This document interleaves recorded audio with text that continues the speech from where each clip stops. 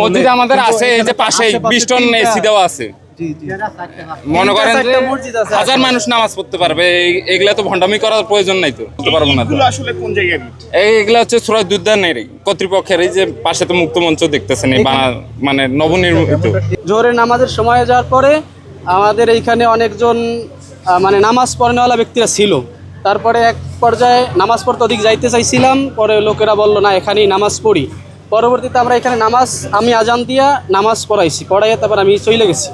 চলে যাওয়ার পরে ওই শাহবাগে ওই দোকানে দাঁড়িয়ে খাইতেছিলাম, খাওয়ার পরে ফোন দেখতেছিলাম, এখন দেখি বুলডোজাররা এসে আর কি ইট কাছাইতেছে। তারপরে আমি আবার আসছি দেখতে। আপনি যে নামাজে ছিলেন, আপনি রাজীব শাহকে দেখতে পেয়েছেন? না, আমরা যখন আসছি তার আগেই তিনি চলে গেছি, আমরা এসে তাকে পাইনি। যেহেতু তার উদ্যোগে এটা করা, সে যেহেতু নাই, এটা অবশ্যই আমরা খারাপ চোখে দেখতেছি।